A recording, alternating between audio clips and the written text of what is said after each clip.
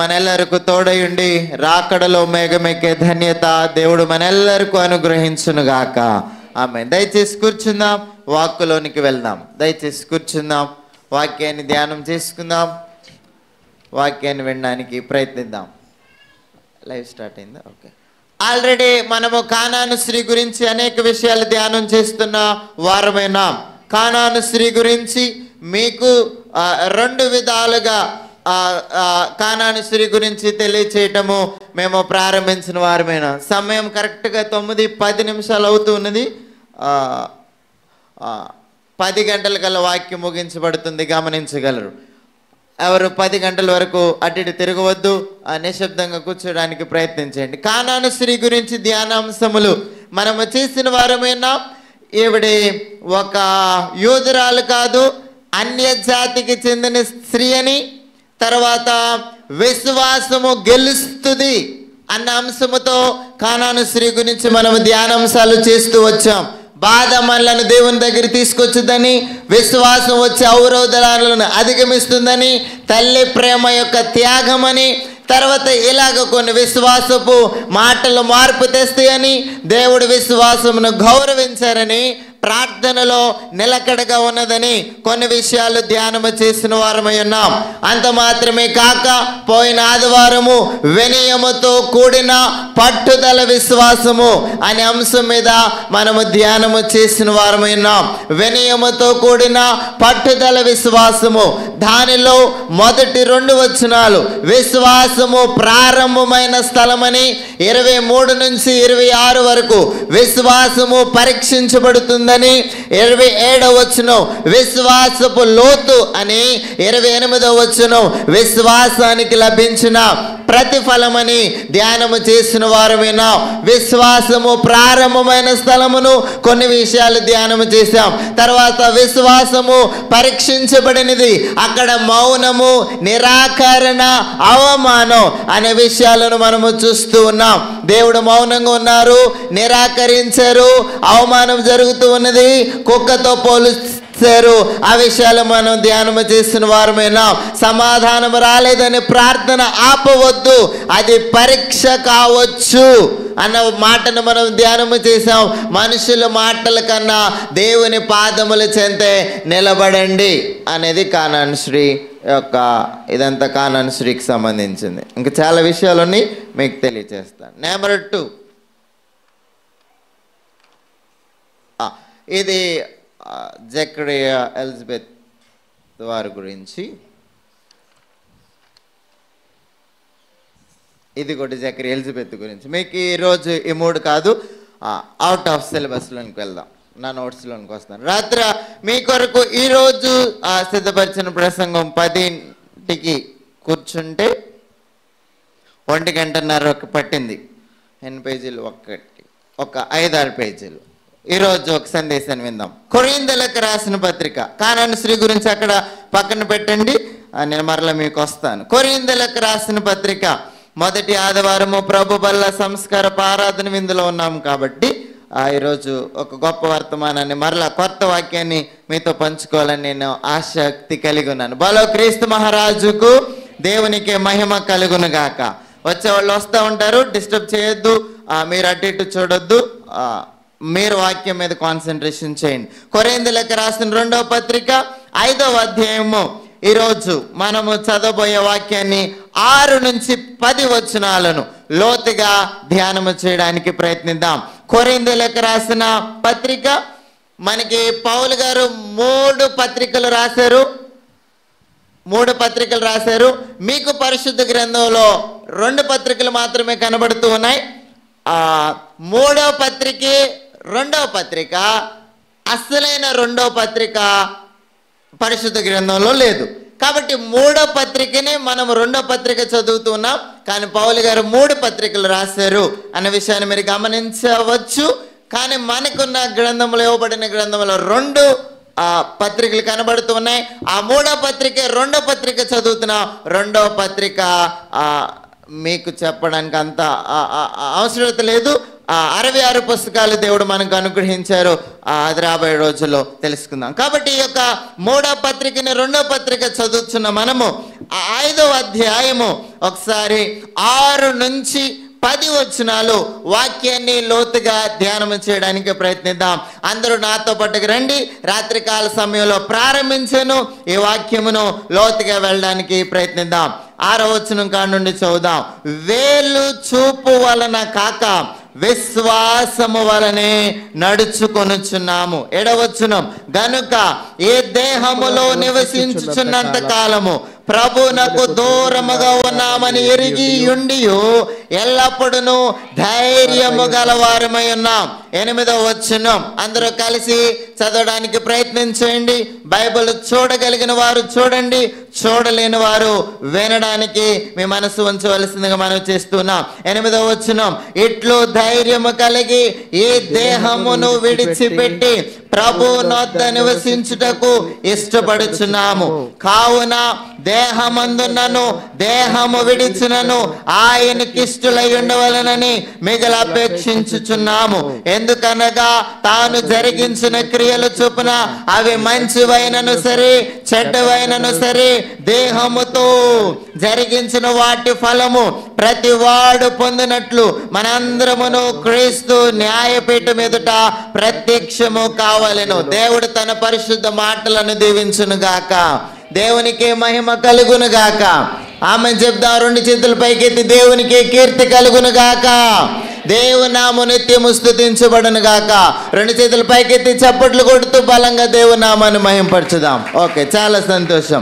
కాబట్టి వాక్యంలోనికి వెళదాం. చాలా జాగ్రత్తగా వాక్యాన్ని మీకు ఇస్తూ ఉన్నప్పుడు, మీకు చెప్తూ ఉన్నప్పుడు శిరీష గారు చల్లభవాని గారిని వెళ్ళేటప్పుడు మీ ఎదురుగా కూర్చోబెడతారు. చూద్దరు కానీ ఆవిడనే చూద్దరు కానీ కొలతలు ఇస్తారా, కొలతలు వేయండి, ఏం చేస్తారో చూడండి, ఇటు చూడాలి. అదే చెప్పాను, కాన్సన్ట్రేషన్గా వినండి అనేది.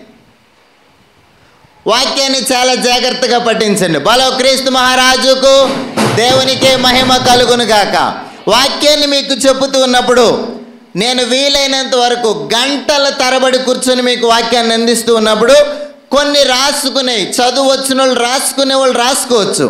రాసుకోకపోయినా నేను 3కి 4 సార్లు 5 సార్లు చెప్తా కాబట్టి మనసులోకైనా ఎక్కించుకోండి. కాలానుశ్రీ గురించి చాలా విఫలంగా చెప్పాను, మనసులోకి ఇది కూడా వెళ్ళాలంటే కొద్దిగా కాన్సన్ట్రేషన్గా వినాలి. చచ్చిపోయే లోపు బైబిల్ మొత్తం మీరు తెలుసుకుని చచ్చిపోవాలి. అది బైబిల్ యొక్క సిద్ధాంతం. మనం బైబిల్ ఎంత నేర్చుకుంటున్నాం, సంవత్సరాల తరబడి వెళ్ళిపోతుంది. ఆదివారం 1 గంట అది కూడా శ్రద్ధగా వినడానికి ప్రయత్నించేయండి. కాబట్టి ఈ పరిశుద్ధ గ్రంథం ఇందాక వాక్యం ఇచ్చిన తండ్రికి స్థితిలో, దేవా వెండి బంగారముల కంటే గొప్ప దానమగు నీ గ్రంథాన్ని మాకు దయచేసినావు, మీకు స్తోత్రాలు. కాబట్టి దేవుడు మనతో ఏం మాట్లాడాలనుకుంటున్నారో చాలా జాగ్రత్తగా పఠించవలసిందిగా మనం చేస్తున్నాం. రాత్రి కాల సమయంలో గ్రీక్ బైబిల్ తిరగేయాల్సిన అవసరం వచ్చింది. మరలా రాత్రి కాల సమయంలో గ్రీక్ పదాలను మరలా రాసుకోవాల్సి వచ్చింది నా నోట్స్లో. పౌలు ఇక్కడ 2 పదాలు వాడుతూ ఉన్నారు, మీకు కనబడుతూ ఉన్నది. నాతో పాటుకు వస్తే 6వ వచనం చూడండి. వేలు చూపు వలన కాక, మనకి పాత నిబంధన అంతా క్రొత్త నిబంధన అంతా. క్రొత్త నిబంధన అంతా ఏ భాషలో వచ్చింది? గ్రీక్ భాషలో వచ్చింది. కాబట్టి గ్రీకులో నుండి తెలుగులోనికి వచ్చింది. కాబట్టి ఇంగ్లీష్లో నుండి మనకి తెలుగులోకి వచ్చింది అనుకోండి. 6వ వచనం, వేలు చూపు వలన కాక విశ్వాసము వలనే నడుచుకొనుచున్నాం. అక్కడ విశ్వాసము వలనే అనే పదాన్ని అండర్లైన్ చేసుకోండి. ఆ పదానికి గ్రీక్ పదాన్ని నేను ఆపాదిస్తాను. అసలు కరెక్ట్ వర్డ్ ఏంటి, అసలు ఏం చెప్పాలనుకుంటున్నారు అనేది 7వ వచనములో కూడా మీకు కనబడుతూ ఉన్నది అదే మాట. ఒకసారి చదువుతారా? గనుక ఏ దేహములో నివసించుచున్నంత కాలము ప్రభువునకు దూరముగా ఉన్నామని ఎరిగి ఎల్లప్పుడూ ధైర్యము గలవారమై ఉన్నాము. 8వ వచనం, ఇట్లు ధైర్యము కలిగి. మీకు విశ్వాసం అనేది పక్కన పెట్టి అన్ని పదాలు మీకు ఇవ్వలేను. 7, 8 చదివాము కదా, దానిలో ధైర్యము అనే పదాన్ని మీద ధ్యానం చేద్దాం. ఒకసారి 7వ వచనం, గనుక ఈ దేహములో నివసించుచున్నంత కాలము ప్రభువునకు దూరముగా ఉన్నామని ఎరిగి ఉండి ఎల్లప్పుడూ ధైర్యము గలవారమై ఉన్నాం. ఎట్లో ధైర్యము కలిగి, ఆ పదాన్ని ధైర్యము గలవారమై ఉన్నాం. ఆమెన్ చెప్పండి. బలో క్రీస్తు మహారాజుకు దేవునికే మహిమ కలుగును గాక.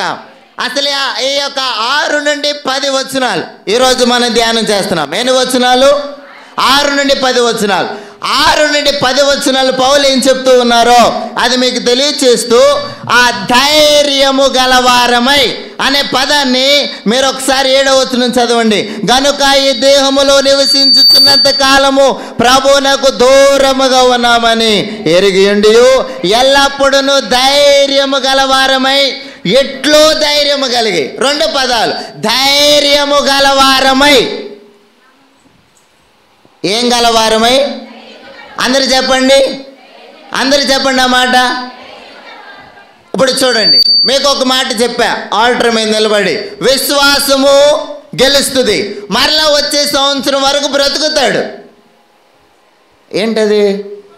ఈ ధైర్యం ఎక్కడి నుండి వస్తుంది? వెరీ గుడ్, మాట్లాడుతున్నారు, కొద్దిగా మాట్లాడాలి. ఇప్పుడు చూడండి, పౌలు ధైర్యము గలవారమై, మరొక చోటన ఏమంటున్నారు? ఎట్లో ధైర్యము కలిగి. ఆ పదాన్ని మీరు చాలా జాగ్రత్తగా 7వ వచనం. గనుక ఈ దేహములో నివసించుచున్నంత కాలము ప్రభువునకు దూరముగా ఉన్నామని ఎరిగియుండి. నా మాటలు మీరు గ్రహించండి. ఈ యొక్క మట్టి దేహములో ఉన్నంత కాలం మనకి దేవునికి మనకి ఎలా ఉన్నాము? దూరముగా ఉన్నాం. ఆమేన్ చెప్పండి, కొద్ది గట్టి హల్లెలూయా చెప్పండి. ఆయన ఉండే స్థలానికి మనం ఉండే స్థలానికి చాలా దూరం. కాబట్టి దూరముగా ఉన్నామని ఎరిగి ఉండి, తెలుసుకుని ఉండి మీరు ఎలా ఉండాలో తెలుసా? ఎల్లప్పుడూ ధైర్యము గలవారమై ఉన్నాము.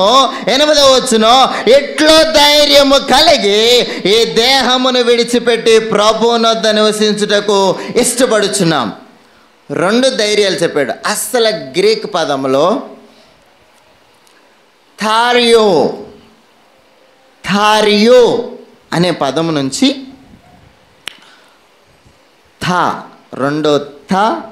రియో అనే పదం. థారియో అంటే గ్రీక్ పదంలో ధైర్యము కలిగి ఉండడం. ఆమెను చెప్పండి, ఏం కలిగి ఉంటాము? ధైర్యము కలిగి ఉంటాం. ఇంకా లోతుగా ధ్యానిస్తే విశ్వాసం, ఎందుకంటే మీరు చెప్పారు చూడండి, విశ్వాసం వలన వచ్చిన ధైర్యం. ఆమెను చెప్పండి, కొద్ది గట్టి హల్లెలూయా చెప్పండి. పౌలుకు ఇప్పుడు విశ్వాసము వలన వచ్చిన ధైర్యం. ఆ మాటను థారియో అనే పదాన్ని 2 సార్లు ఉపయోగిస్తూ ఉన్నట్లుగా మనము చూస్తున్నాం అపోస్తలుడైన పౌలు. ఇందాక ఆల్రెడీ చెప్పాం, ఈ యొక్క ధైర్యం ఎక్కడి నుండి వచ్చింది? విశ్వాసం వలన వచ్చింది. ఆమేన్ చెప్పండి, కొద్ది గట్టి హల్లెలూయా చెప్పండి. బలో క్రీస్తు మహారాజుకు దేవునికి మహిమ కలుగును గాక. చిన్న పల్లవి, తెలివిని కలిగించు నన్ను వెలిగించు,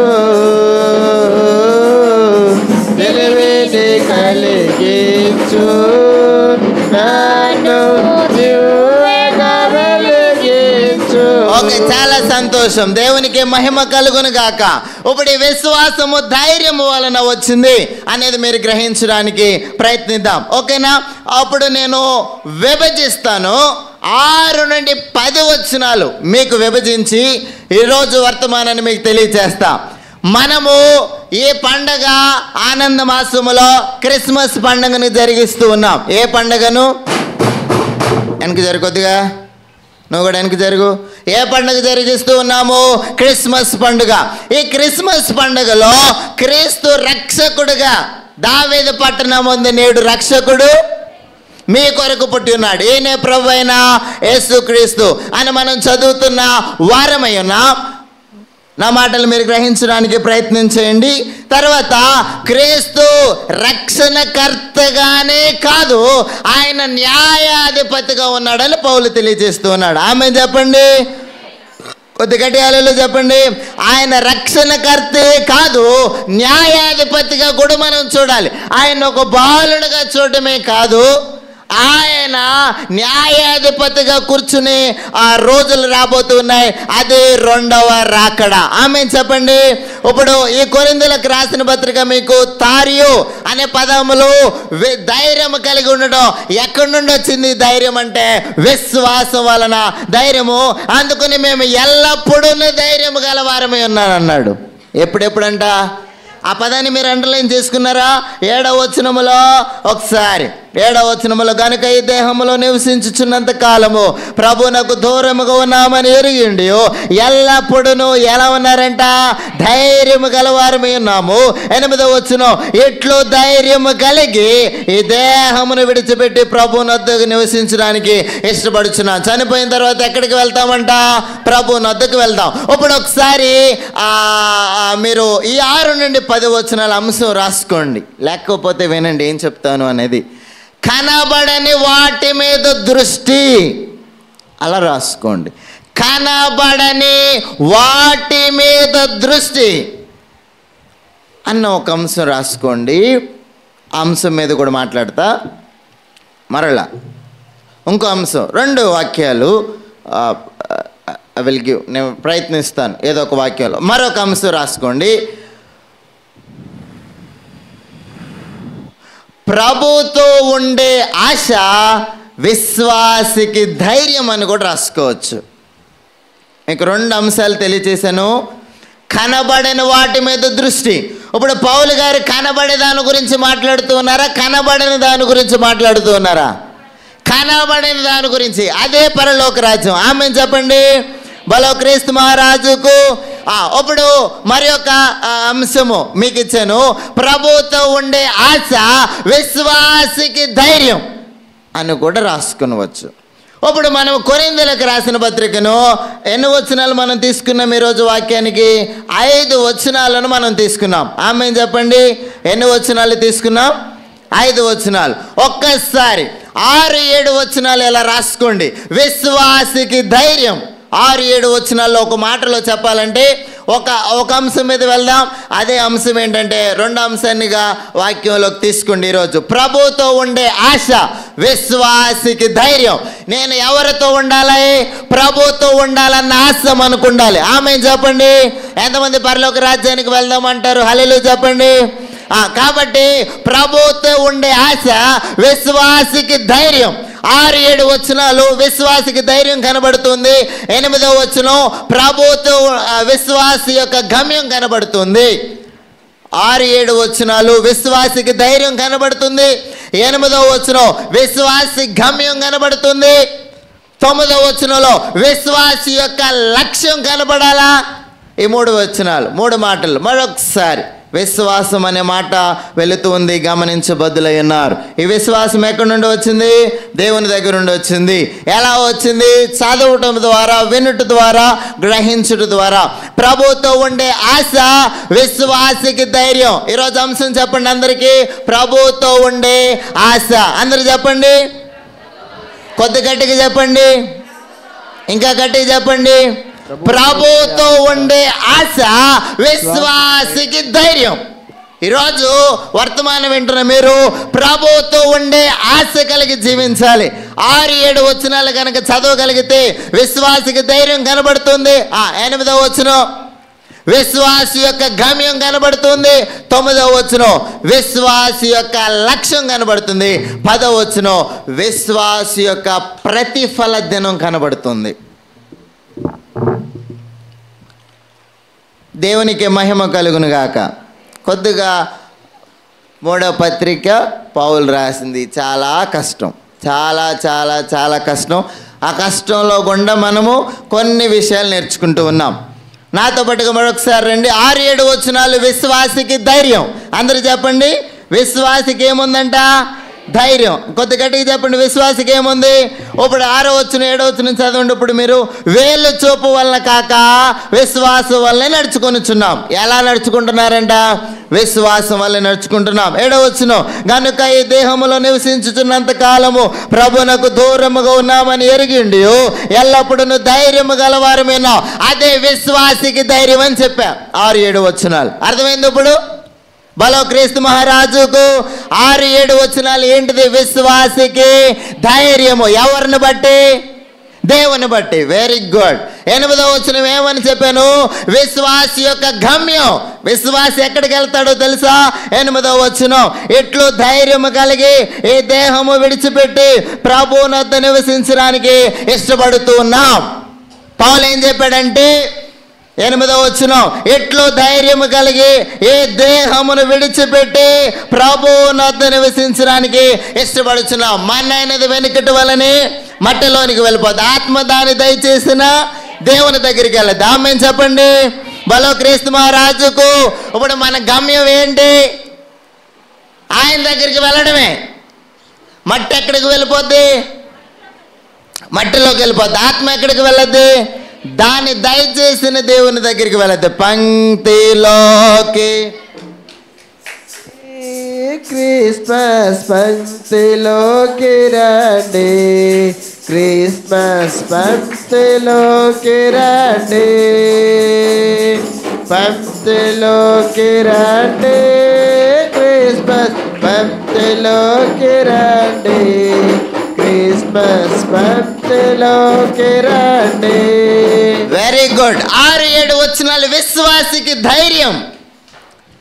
8వ వచనం విశ్వాసి గమ్యం. విశ్వాసి లోకములో ఉన్నంత వరకు దేవునిని బట్టి ధైర్యం కలిగి ఉంటాడు. ఆమేన్ చెప్పండి. విశ్వాసికి లోకముతో సంబంధమే ఉండదు. అది మీరు గమనించాలి. విశ్వాసికి లోకముతో సంబంధమే ఉండదు. 6-7 వచనాలు విశ్వాసి యొక్క ధైర్యాన్ని మనం చూస్తూ ఉన్నాం. 8వ వచనంలో విశ్వాసి యొక్క గమ్యాన్ని మనం చూస్తూ ఉన్నాం. ఏంటా గమ్యం అంటే నీతోనే ఉంటాను ప్రభువా. 9వ వచనం విశ్వాసి యొక్క లక్ష్యం చూడండి. ఇప్పుడు చదువుతారా? 9వ వచనం, కావున దేహమందున్నను దేహము విడిచినను ఆయనకి ఇష్టలై ఉండవలనని మిగిలి అపేక్షించుచున్నాను. ఆమె చెప్పండి.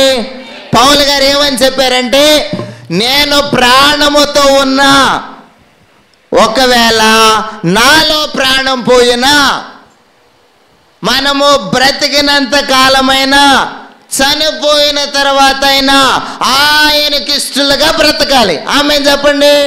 కొత్త గట్టిగాలలో చెప్పండి. మీరు ఎలాంటి వాక్యాలు వినుండ్రు. ఏదో జకియా, ఎలిజబెత్ ఏదేదో అలా చెప్పుకుంటూ వెళ్ళిపోతూ అలాంటి యుగంలో ఉన్నారు. మీరు కొద్దిగా లోతులోనికి తీసుకువెళ్తున్నప్పుడు రావడానికి ప్రయత్నించేయండి. ఆమె చెప్పండి. కొత్త గట్టి హల్లెలూయా చెప్పండి. చాలా సంతోషం. ఇప్పుడు విశ్వాసి గురించి మనం ధ్యానం చేస్తూ ఉన్నాం.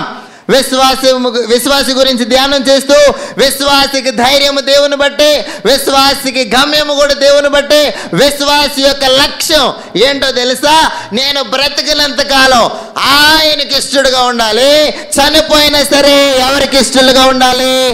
దేవునికి ఇష్టలుగా ఉండాలి. ఇప్పుడు దేవదూతలు ఒక పాట పాడారు. ఏమని?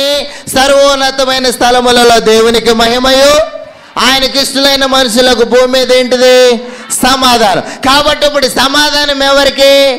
ఆయనకి ఇష్టలైన మనుషులకు. ఆయన ఇష్టలైన మనుషులు ఎవరు అంటే, దేహములో ఉన్న నీవు ఆయనకి ఇష్టడుగా ఉన్నావా లేదా అనేది ఒక ప్రశ్న. అందుకని ప్రభు బలకు వచ్చేటప్పుడు ఒక మాట, తన్ను తాను పరీక్ష చేసుకుని బలలో చేయివేయాలి.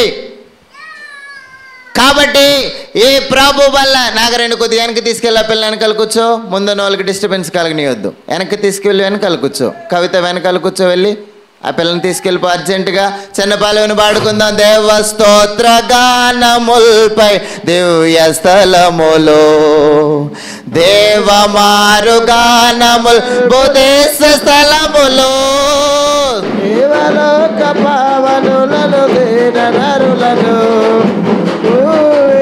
చూడా భువి దివి క్రిస్మస్, చూడా భువి దివి. చాలా సంతోషం. డిస్టర్బెన్స్ కలగనియొద్దు. పిల్లల దగ్గర కూర్చోబెట్టుకోండి. వెనకాల కూర్చోండి. వాక్యానికి డిస్టర్బెన్స్ కలగనియొద్దు. నెంబర్ 1 విశ్వాసి యొక్క ధైర్యాన్ని చూసాం. విశ్వాసి యొక్క గమ్యాన్ని చూస్తూ ఉన్నాం. విశ్వాసి యొక్క లక్ష్యం ఏంటో తెలుసా? విశ్వాసకున్న లక్ష్యం ఏంటో తెలుసా? అయితే ప్రభుకి నేను ఇష్టంగా బ్రతకాలి. బ్రతికినంతకాలం చచ్చిపోయినా సరే అంతే. ఆమె చెప్పండి. అదే ఒకసారి 9వ వచనం, కావున దేహమందున్నను దేహము విడిచినను ఆయనకి ఇష్టలై ఉండవాలనని మిగులు అపేక్షించుచున్నాను అనేది చూస్తున్నాం. తర్వాత విశ్వాసి యొక్క ప్రతిఫల దినం అనేది మనం చూస్తున్నాం. 10వ వచనం, ఎందుకనగా తాను జరిగించిన క్రియలు చొప్పున అవి మంచివైనను సరే చెడ్డవైనను సరే దేహముతో జరిగించిన వాటి ఫలము ప్రతి వాడును పొందినట్లు మనమందరము క్రీస్తు న్యాయపీఠం ఎదుట ప్రత్యక్షము కావాలను. బలో క్రీస్తు మహారాజుకు ఎక్కడ నిలబడాలంట? క్రీస్తు న్యాయపీఠం ఎదుట నిలబడాలి. అది మంచిదైనా సరే చెడ్డదైనా సరే. ఇప్పుడు మీకు 5 వచనాలు 4 భాగాలకు విభజించా. వాక్యం గుర్తుంటుంది అనుకుంటూ ఉన్నాం. ఈరోజు మీకు ఇచ్చిన అంశం ఏంటో తెలుసా? ప్రభువుతో ఉండే ఆశ విశ్వాసికి ధైర్యం. అనిత గారు చెప్పండి, ఏంటి ఈరోజు అంశము? ప్రభువుతో ఉండే ఆశ విశ్వాసికి ధైర్యం అన్న దానిలో 6-7 వచనాలు అందరు చెప్పండి. విశ్వాస ధైర్యం 8వ వచనం, విశ్వాసి గమ్యం 9వ వచనం, విశ్వాసి యొక్క లక్ష్యం 10వ వచనం, విశ్వాసి యొక్క ప్రతిఫల దినం. అర్థమైందా? అసలు మీకేమైనా అర్థమవుతుందా మేడం? ఏమర్థమైంది ఇప్పటి వరకు? 4 భాగాలకు విభజించి 5 వచనాలు. మొట్టమొదటిది ఏంటిది? విశ్వాసికి ధైర్యం. అందరు చెప్పండి, కొద్ది గట్టిగా చెప్పండి, ఇంకా కొద్ది గట్టిగా చెప్పండి. విశ్వాసికి ధైర్యం. ధైర్యం ఎవరిని బట్టి? దేవుణ్ణి బట్టి. Very good. కొద్దిగా మీకు ఈరోజు అలా కనపడతాయి రెఫరెన్స్లు, ఇంకా వెళ్ళట్ల లోతులకి వెళితే. 8వ వచనం, విశ్వాసి గమ్యం. అర్థమవుతుందా? మొట్టమొదటిది విశ్వాసి ధైర్యం. 6-7 వచనాలు అలా రాసుకున్నారు. 8వ వచనం విశ్వాసి గమ్యం. తర్వాత 9వ వచనం విశ్వాసి యొక్క లక్ష్యం. తర్వాత 10వ వచనం ఇలా రాసుకున్నారు. ఏమన్నానంటే విశ్వాసి ప్రతిఫల దినం. ప్రతిఫల దినం. విశ్వాసి అనే పదాన్ని వాడాం. ఇప్పుడు ఒక్కొక్క ప్రసంగం. విశ్వాసికి ధైర్యమైన ఒక ప్రసంగం చేయొచ్చు, విశ్వాసి గమ్యం మీద ఒక ప్రసంగం చేయాలి, విశ్వాసి యొక్క లక్ష్యం మీద ఒక ప్రసంగం చేయాలి, ఫైనల్గా విశ్వాసి యొక్క ప్రతిఫల దినం ఎలా ఉంటుందో నేను మీకు రోజు ప్రసంగం చేయాలి. ఇప్పటికి దీంట్లో మరలా 4 ప్రసంగాలుగా విభజించాను. దేవునికే మహిమ కలుగును గాక. అందుకని దైవజనులు రాశారు, పుణ్య కథలో ఆలకించండి.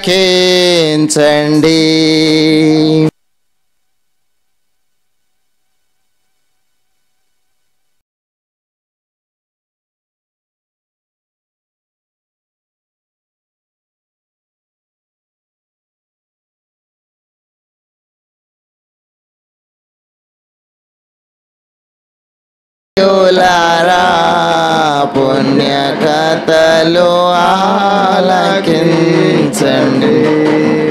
చాలా సంతోషం.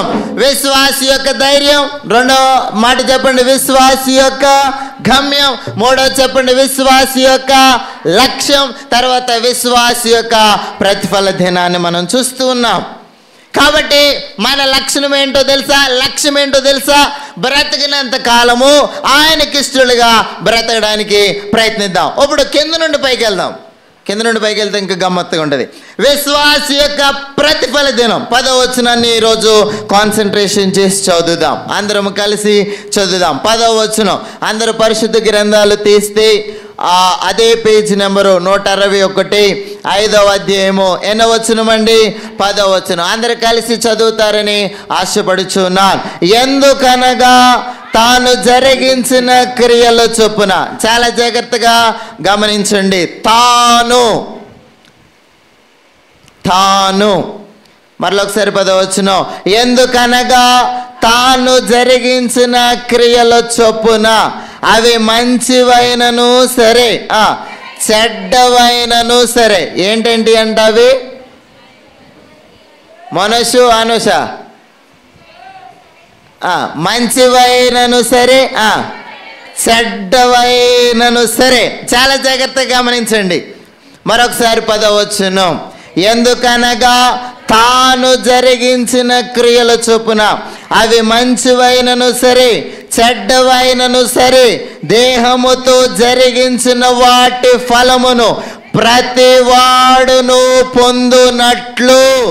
చాలా జాగ్రత్తగా, ప్రతివాడును పొందునట్లు మనందరమును క్రీస్తు న్యాయపీఠము ఎదుట ప్రత్యక్షము కావలయును అని రాశారు. అర్థమవుతుందా? అర్థమయ్యేటట్టుగా మీ హృదయాల్లోకి తీసుకెళ్ళి పెట్టే బాధ్యత నాది. మరొకసారి 10వ వచనం. ఎందుకనగా తాను జరిగించిన క్రియలు. క్రియలు అంటే ఏంటి? పనులు. అందరు చెప్పండి, క్రియలు అంటే ఏంటి? బలో క్రీస్తు మహారాజుకు క్రియలు అంటే ఏంటి? పనులు. ఇప్పుడు పౌలు ఏం చెప్పాడు? ఆ బాధ అంతా నాకెందుకు, బ్రతికి ఉన్నంత కాలం ఆయనకి ఇష్టడుగానే బ్రతుకుతా. ఆమె చెప్పండి. చనిపోయినా సరే ఆయనకి ఇష్టడుగానే ఉండాలి నేను. ఎందుకో తెలుసా? ఆయన తీర్పు తీర్చే రోజులు రాబోతున్నాయి. అది మంచిదైనా సరే చెడ్డదైనా సరే దేవుడు విమర్శలోకి లెక్కలోకి తీసుకొస్తాడు. కొరింథీయులకు రాసిన పత్రిక 3వ పత్రిక అంటే నాకు చాలా ఇష్టం. రాకడ గురించి, రక్షణ గురించి, పరిశుద్ధాత్మను గురించి చిన్న పుస్తకమే కానీ చాలా వ్యాస్ట్గా రాశారు పరిశుద్ధాత్మ ప్రేరణతో. ఎవరు? పౌలు గారు. ఇప్పుడు పౌలు గారు ఏం చెప్పారంటే మొదట 6-7 వచనాలు ఏమని రాసుకున్నారు? విశ్వాసి యొక్క ధైర్యం. 8వ వచనం ఎలా రాసుకున్నారు? విశ్వాసి యొక్క గమ్యం రాసుకున్నారు. 9వ వచనం ఎలా రాసుకున్నారు? విశ్వాసి యొక్క లక్ష్యం. 10వ వచనం ఎలా రాసుకున్నారు? విశ్వాసి యొక్క ప్రతిఫల దినం. ఆయన మంచిది కూడా లెక్కలోకి తీసుకొస్తారు, చెడ్డది కూడా లెక్కలోకి తీసుకొస్తారు. ఆయన మారని దేవుడు. పాడతాం కదా, మారని దేవుడవు నీవేనయ్యా, మరుగై ఉండలేదు నీకు యేసయ్యా. మారని దేవుడవు నీవేనయ్యా, మరుగై ఉండలేదు నీకు యేసయ్యా. కాబట్టి ఆయన మారని దేవుడు. ఆయన లక్షణాలను మార్చుకోలేడు.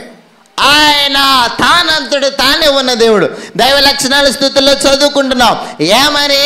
నీకెవరును సలహా నేనక్కరలేదు, నీ అంతట నీవే ఉన్నావు గనుక నీకు స్తోత్రములు. ఆమె చెప్పండి. ఇప్పుడు ఏంటంటే విశ్వాసి మొదటి లక్షణం ఏమని రాసుకున్నారు? విశ్వాసి యొక్క ధైర్యం. రెండోది విశ్వాసి యొక్క గమ్యం. మూడవది విశ్వాసి యొక్క లక్ష్యం. 4వది విశ్వాసి యొక్క ప్రతిఫల దినం. చాలా జాగ్రత్తగా. ఇప్పుడు మంచిదైనా సరే దేవుడు లెక్కలో తీసుకొస్తారు, చెడ్డదైనా సరే లెక్కలో తీసుకొస్తారు. ఒకసారి 10వ వచనం చదివి దాన్ని ఇంకా లోతుగా తీద్దాం. ఎందుకనగా తాను జరిగించిన క్రియలు చొప్పున అవి మంచివైనను సరే చెడ్డవైనను సరే. రెండవది దేహముతో జరిగించిన వాటి ఫలమును. ఆ పదాన్ని మీరు అండర్లైన్ చేసుకోండి. దేహముతో జరిగించిన వాటి ఫలమును ప్రతి వాడును పొందినట్లు. ఆమె చెప్పండి. బలో క్రీస్తు మహారాజుకు దేవునికి మహిమ కలుగును గాక. ఆమె చెప్పండి. దేవునికి కీర్తి కలుగును గాక. దేవుని నామము నిత్యము స్తుతించబడును గాక. ఇప్పుడు చూడండి, దేహముతో జరిగించినది ప్రతివాడు పొందినట్లు. ఇప్పుడు నేనున్నాను, పచ్చబట్లు వేసుకోకూడదు ఒక క్రైస్తవులుగా. అయినను నేను పచ్చబట్లు పొడిపించుకున్నాను అని అంటే నా దేహానికి ఆ దేవుడికి ఇష్టమైన ఆ కార్యములు నేను చేస్తూ ఉన్నానంటే లెక్క చెప్పాల్సిందే.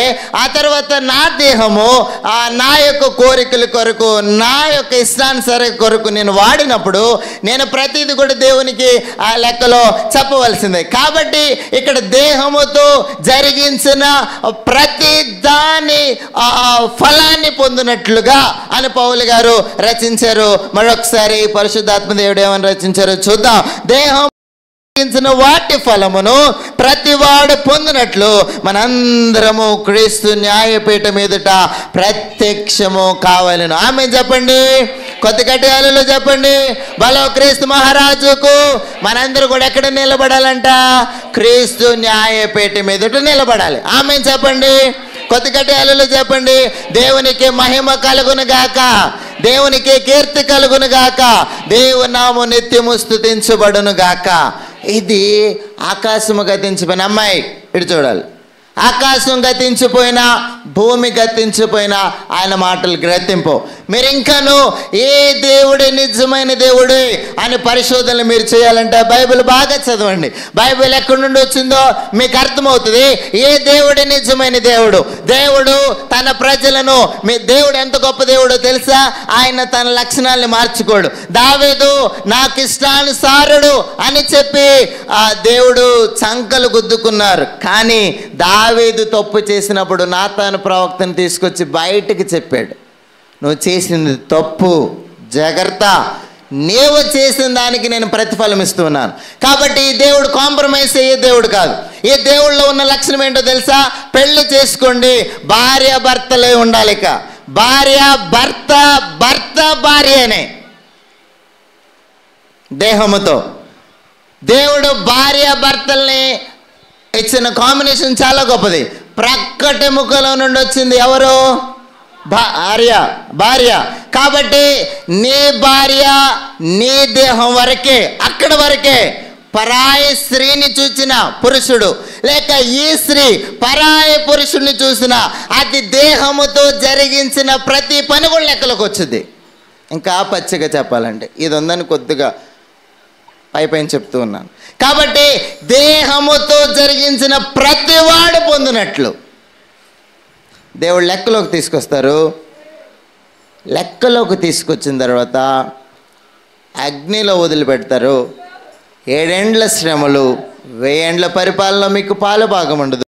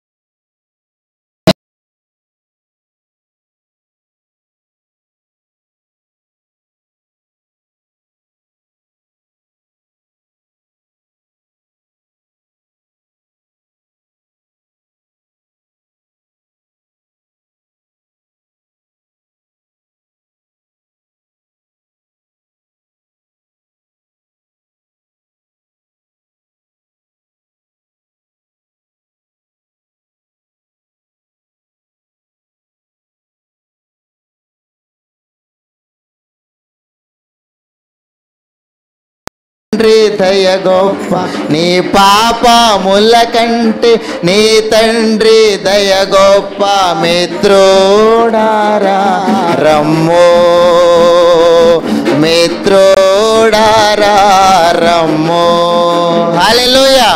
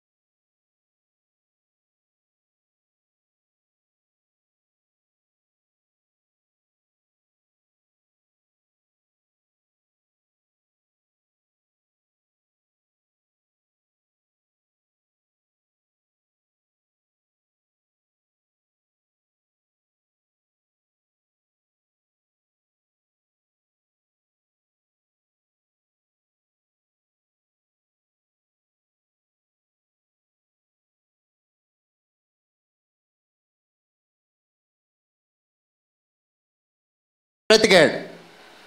మీకేమున్నది ఏమి లేదనే దేవునికి సంబంధం లేదు. ఎందుకంటే దేవుడి దృష్టిలో రేపు అందరూ ధనవంతులకు ఒక కుర్చీ, పేదలకు ఒక కుర్చీ కాదు, అందరూ ఆయన దృష్టిలో సమానులే. ఆమేన్ చెప్పండి. కొత్త కట్టాలలో చెప్పండి. మీరు వచ్చే సంవత్సరం 2026లోనికి ప్రవేశపెడుతుండగా వెళుతూ ఉండగా పిల్లల కొరకు భారం కలిగి ప్రార్థించాలి. అందుకని సెంట్ థామస్ వాళ్ళ అమ్మ చెప్పాడు, థామస్ గారు ఏమని, నా తల్లి కన్నీటి ప్రవాహంలో నేను కొట్టుకొని వచ్చాను. ఒక తల్లిదండ్రులుగా బిడ్డల కొరకు